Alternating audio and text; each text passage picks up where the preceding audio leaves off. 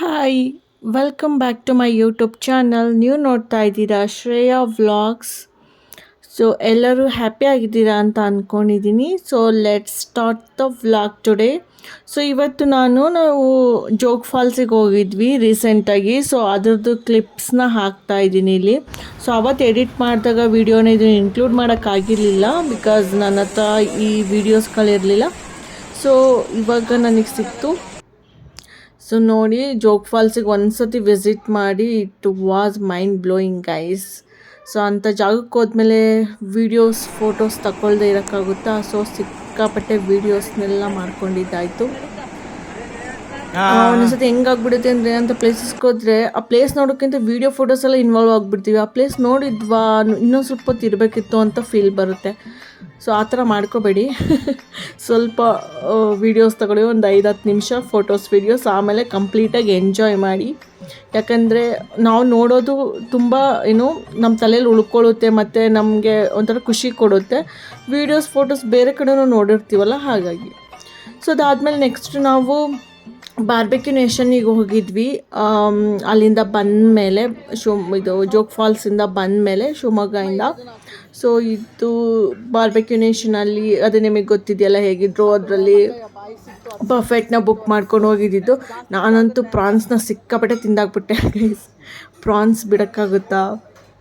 Barbecue France ಬೇರೆ, ಬಾಯಲ್ಲಿ ನೀರು ಬರುತ್ತೆ ಹಂಗೇ. ಆ್ಯಂಡ್ ಇದು ಈ ಸತಿ ಫಿಶ್ ಅಂತೂ ಬಾರ್ಬೆಕ್ಯೂ ಫಿಶ್ ಕೊಟ್ಟಿದ್ರು ಗೈಸ್. ಸಖತ್ತಾಗಿತ್ತು, ತುಂಬ ಟೇಸ್ಟಿಯಾಗಿ.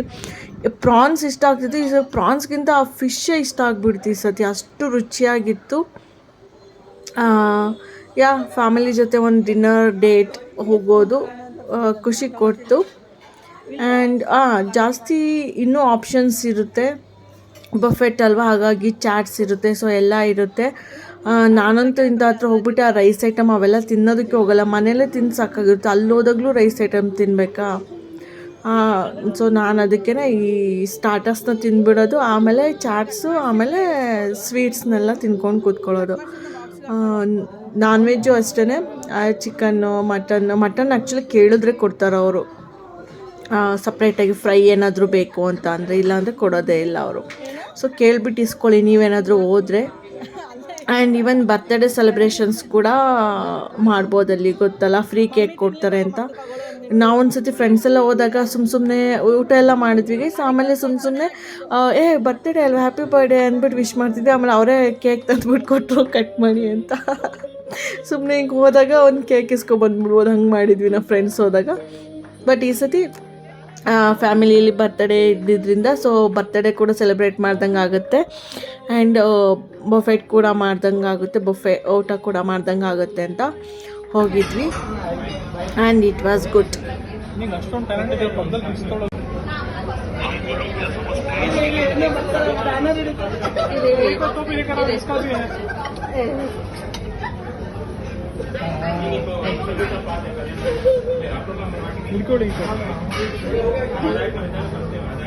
ಜೊತೆಗೆ ಇನ್ಕ್ಲೂಡ್ ಮಾಡ್ಕೊ ಅವ್ರು ಬರ್ತಾರೆ, ಅವ್ರಿಗೆ ಕೊಡು ವಿಡಿಯೋ ಮಾಡಕ್ಕೆ. ಬಂದ್ರಾ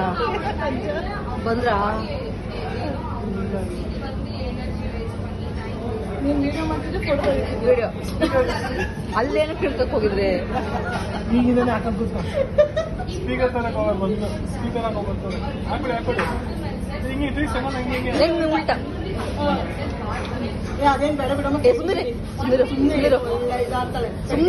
ಸುಮ್ನಿರಮ್ಮ, ಈಗ ಒಳ್ಳೆ ಕೇಳ್ಕೊಳ್ಳಿ.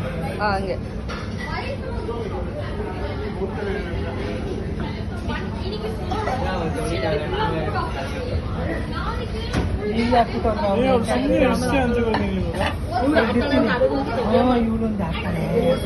ಅವ್ರು ಬರ್ತಾರೆ, ಬಂದ್ರು.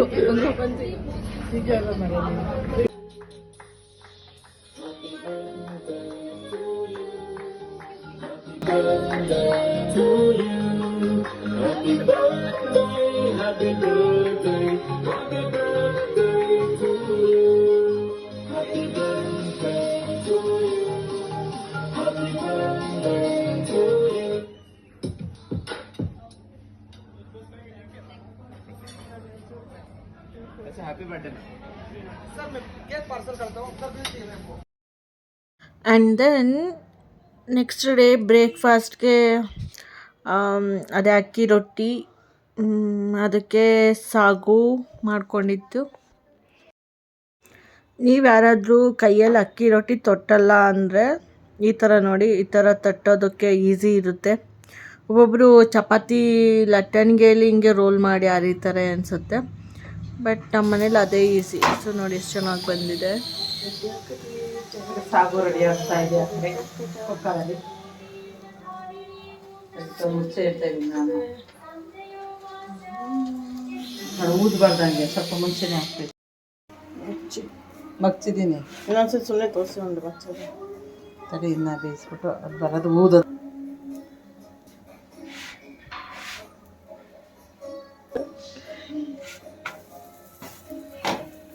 ಹೀಗೆ ಬೇಯುತ್ತೆ ಬಿಡಿ. ರೊಟ್ಟಿ ರೆಡಿ ಆಗಿದೆ.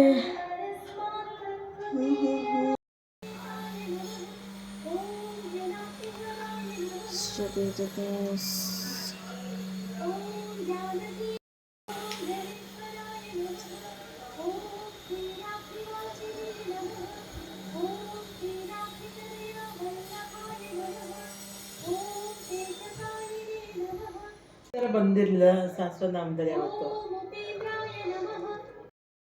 ನೆಕ್ಸ್ಟು ಮಧ್ಯಾಹ್ನಕ್ಕೆ ಪಲ್ಯ ಅಥವಾ ಸಾಂಬಾರು ಏನಾದರೂ ಒಂದು ಮಾಡೋಣ ಅಂತ ಅಂದ್ಬಿಟ್ಟು ಎಲ್ಲ ತರಕಾರಿನ ಕ್ಲೀನ್ ಮಾಡಿ ಇಟ್ಕೋತಾ ಇದ್ದೀನಿ. ಇನ್ನೂ ಏನು ಮಾಡಬೇಕು ಅಂತ ಐಡಿಯಾ ಇಲ್ಲ ಗೈಸ್. ಒಟ್ನಲ್ಲಿ ರೆಡಿ ಮಾಡಿ ಇಟ್ಕೊಳ್ಳೋದು, ಯಾವ್ದು ಮಾಡ್ಬೇಕು ಅನ್ಸುತ್ತೆ ಅದನ್ನು ಮಾಡೋದು ಅಷ್ಟೇ. ಓಕೆ, ಸೊ ಅದಾದಮೇಲೆ ಔಟ್ಸೈಡ್ ಹೋಗಿದ್ದೆ ಜ್ಯೂಸ್ ಕುಡ್ಕೊಬರೋಣ ಅಂತ. ಜ್ಯೂಸ್ ಬರೋವರೆಗೂ ವೆಯ್ಟ್ ಮಾಡಿ ಆಮೇಲೆ ಜ್ಯೂಸ್ ಕುಡ್ಕೊಂಡು ರಿಟರ್ನ್ ಮನೆಗೆ ಬಂದೆ. ಸೊ ಅದಾದಮೇಲೆ ಇದು ನೆಕ್ಸ್ಟ್ ಮಾರ್ನಿಂಗ್ ವ್ಲಾಗ್ ಕಂಟಿನ್ಯೂ ಮಾಡ್ತಿರೋದು. So next day afternoon. So this is my lunch: carrot, sweet potato, banana, sprouts ಇದೆ ಮತ್ತು ಟೊಮ್ಯಾಟೊ. ಸೊ ಇವಾಗ ಊಟ ಮಾಡಿಬಿಟ್ಟು ಆಮೇಲೆ ಸಿಗ್ತೀನಿ.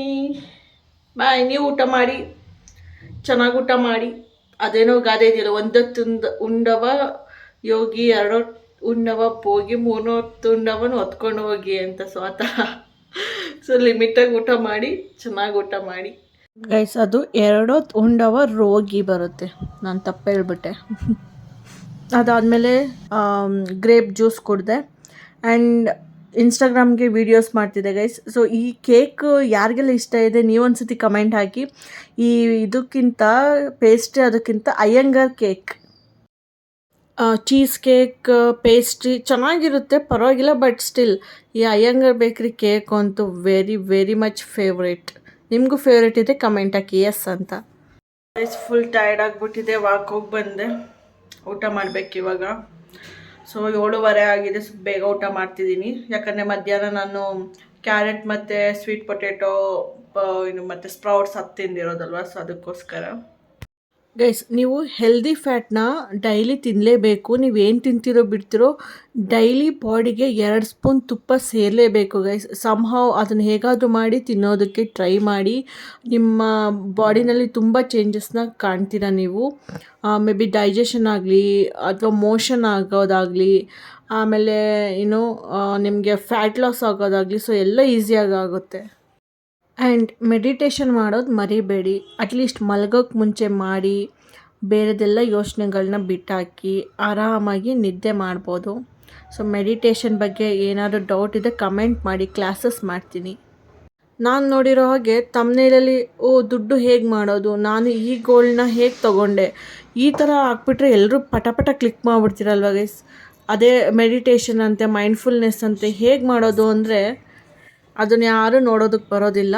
ಬಟ್ ಎಲ್ಲ ಇದ್ರೂ ನೋಡ್ತಿದ್ದೀರಲ್ಲ ಈಗಿನ ಕಾಲದಲ್ಲಿ ಎಷ್ಟು ರಿಚ್ ಇದ್ರೂ ಸಹ ಹೋಗ್ತಾ ಇದ್ದಾರೆ, ಡೆತ್ ಆಗ್ತಾ ಇದ್ದಾವೆ. ಸೊ ಅದಕ್ಕೆಲ್ಲ ಮೈಂಡನ್ನ ಕಂಟ್ರೋಲ್ ಮಾಡ್ಕೋಬೇಕು ಮೊದಲನೇದಾಗಿ, ಆಮೇಲೆ ದುಡ್ಡು ಎಲ್ಲನೂ. ಇಷ್ಟು ಹೇಳ್ತಾ ನಾನು ಈ ವ್ಲಾಗ್ನ ಕಂಪ್ಲೀಟ್ ಮಾಡ್ತಾ ಇದ್ದೀನಿ. Thank you all. ಹೇಳೋದು ಮರ್ತೆ, ಲೈಕ್ ಮಾಡಿ, ಶೇರ್ ಮಾಡಿ, ಕಮೆಂಟ್ ಮಾಡಿ, ಸಬ್ಸ್ಕ್ರೈಬ್ ಮಾಡಿ, ಸಪೋರ್ಟ್ ಮಾಡಿ ಗೈಸ್. Take care.